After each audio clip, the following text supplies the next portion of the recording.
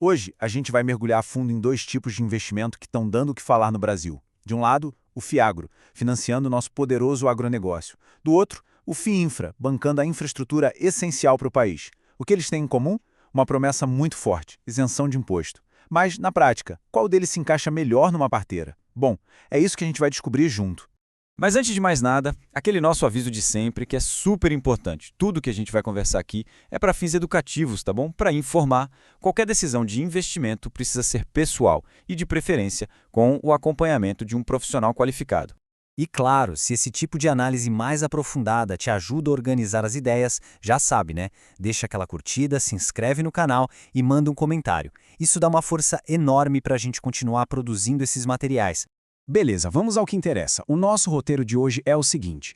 Primeiro, o duelo dos isentos para ver a questão dos impostos. Depois, a gente compara o rendimento deles com a nossa famosa taxa CDI. Em seguida, vamos dissecar o risco de cada um, entender o que está por trás como garantia e fechar com um guia prático para ajudar na decisão. Então, vamos começar pelo que chama a atenção de muita gente, que é a isenção de imposto. É justamente aqui que a gente já encontra a primeira diferença crucial entre FIAGROS e FIINFRAs. Olha só, aqui o negócio fica interessante. Presta atenção na diferença.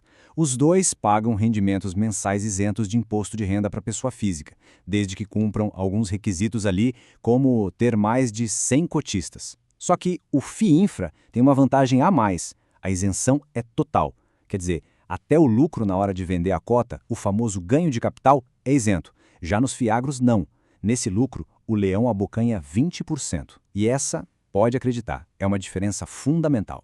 Ok, com essa questão do imposto na cabeça, vamos ver agora a parte do rendimento. Será que eles são competitivos, especialmente com a nossa taxa de juros lá em cima?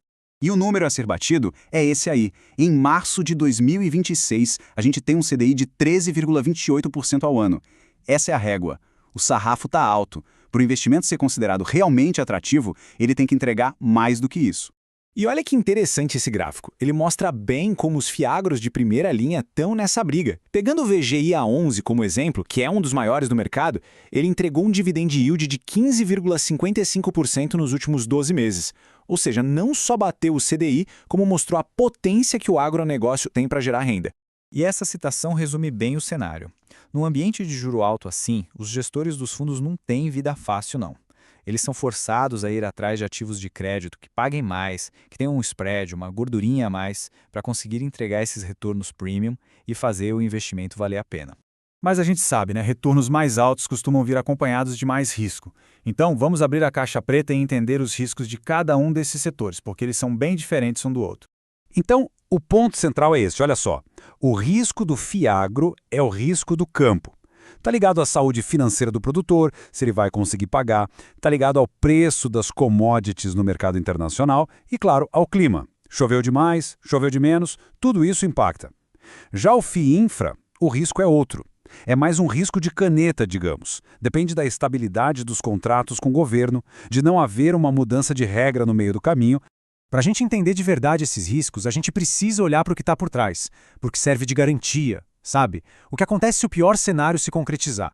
Então, a pergunta de $1 milhão é essa. O que de fato garante o capital que foi investido? Qual é a segurança real por trás de cada um desses ativos? No caso dos FIAGROS, a garantia, muitas vezes, é algo que a gente pode ver e tocar. É uma garantia ligada à economia real. A gente está falando da própria terra do produtor ou da safra que ele ainda vai colher. É algo físico, bem concreto. Agora, no FIINFRA, a garantia é a força de um contrato. E não é qualquer contrato. São concessões de longuíssimo prazo, coisa de 20, 30 anos. Esses contratos geram receitas bem previsíveis, geralmente corrigidas pela inflação, e vêm de serviços que todo mundo precisa, como energia e saneamento. Ufa! Com tudo isso em mãos, vamos agora montar um guia prático, um passo a passo, para ajudar a decidir qual desses ativos pode fazer mais sentido para cada perfil de investidor.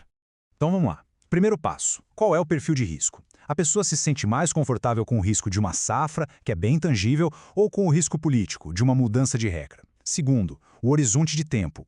O foco é mais curto prazo, alinhado aos ciclos do agro, ou ao investimento de décadas, como nos contratos de infra? Terceiro, o objetivo com o imposto. Só a renda isenta já está bom, ou aquela isenção extra no ganho de capital do FIINFRA brilha os olhos?